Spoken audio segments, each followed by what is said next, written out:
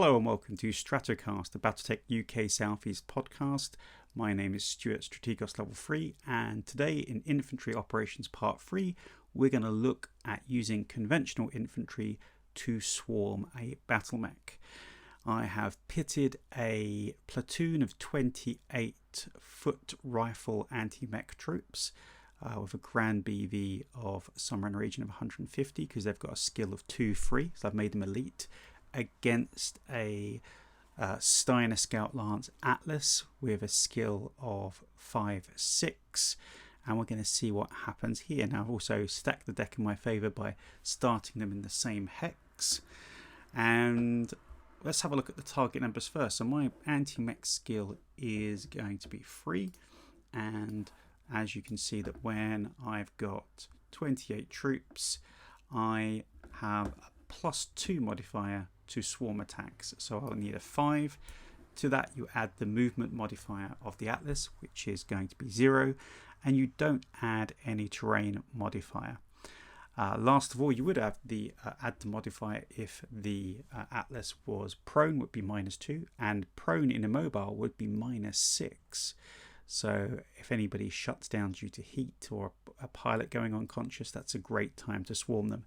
Against vehicles, there's a flat -2 to attacks, meaning that vehicles are particularly easy to swarm. And actually, if you've got a foot platoon that doesn't have any anti-mech kit and has a skill of 8, you could swarm in a mobile vehicle that on a roll of a 2, which is automatic. So that just means getting onto the vehicle. So let's target this Atlas. So we're going to target the Atlas. Here we go. So we're going to target the Atlas, and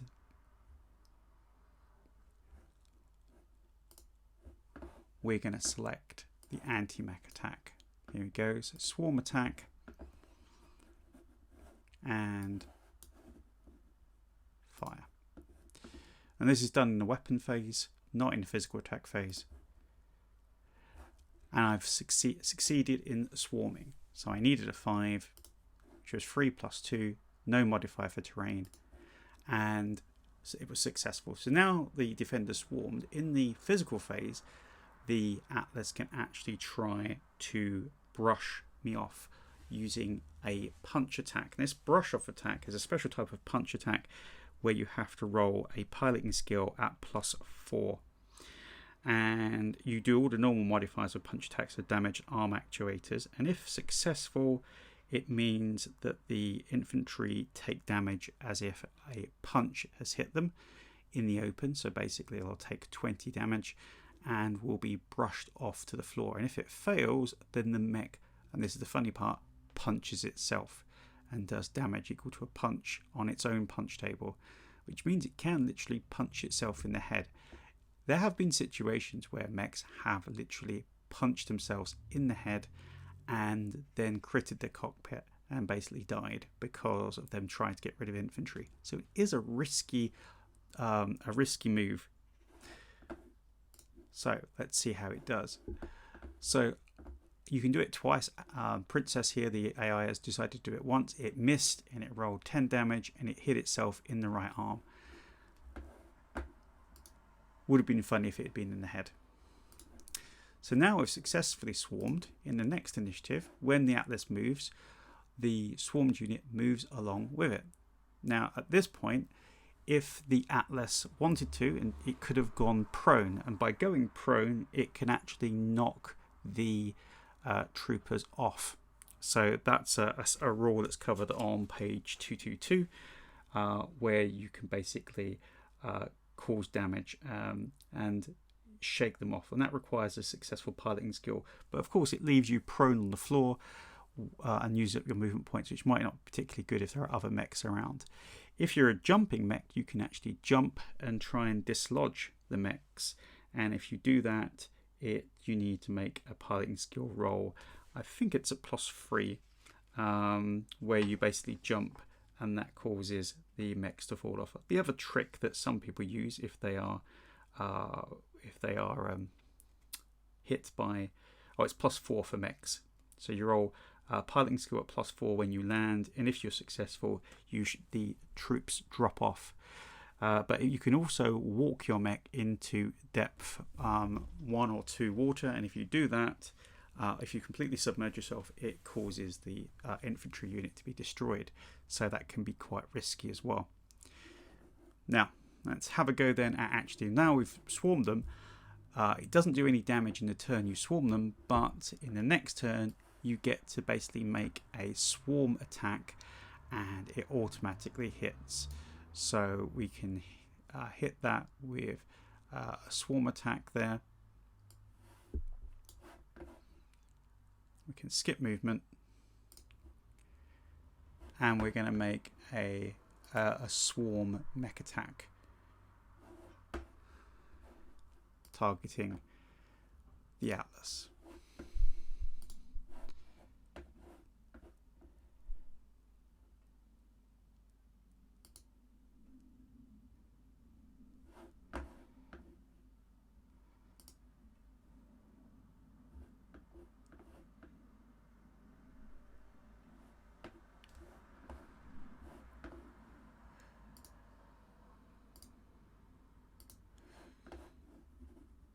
So when you do the swarm attack, you actually then are going to not have to roll, because it automatically hits. And the mech instantly takes damage equal to your hit roll. So the shot is an automatic hit, 9 troopers hit, and causes damage to those locations.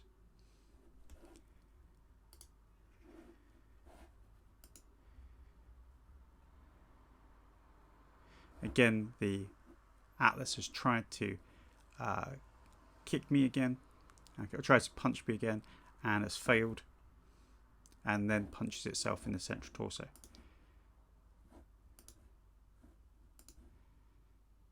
So it's moved again, and this time again I could attack that with an auto rifle attack.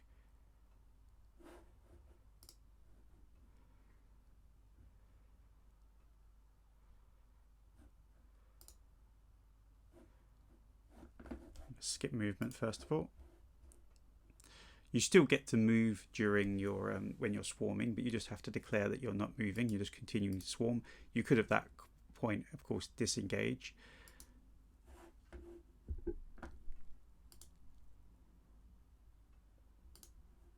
And there we go. So he fires again,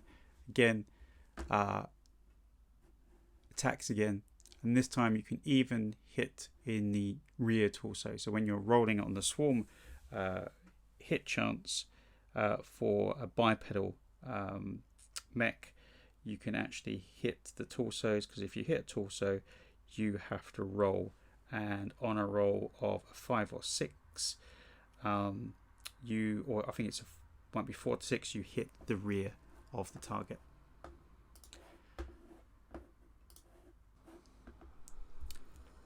Now, the difference between conventional infantry and battle armor is, whereas battle armor applies all of the damage in one location. So, for instance, when you've got elementals and there's 5 of them, each with a 3 damage small laser, they would do 15 damage in one location. The conventional infantry still split the damage into 2-point clusters. Plus, conventional infantry don't get the automatic hit, automatic crit chance, which battle armor do. So battle armor automatically get a critical chance, whereas you only get a critical chance with conventional infantry when you actually score a critical. So again, I'm going to do one more attack here before we finish the little demo. And they're just happily riding along here, just firing. And this one we actually got 28 troopers hit using the swarm table, and so it actually did the maximum damage which was 15, I think.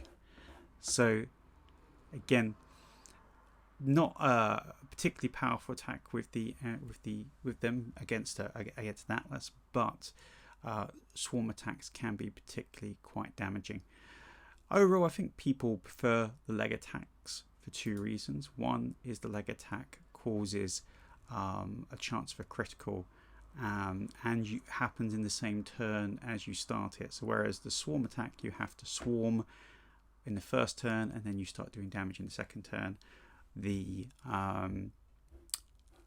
attack that you make against the legs, you can just make the attack without swarming the mech first.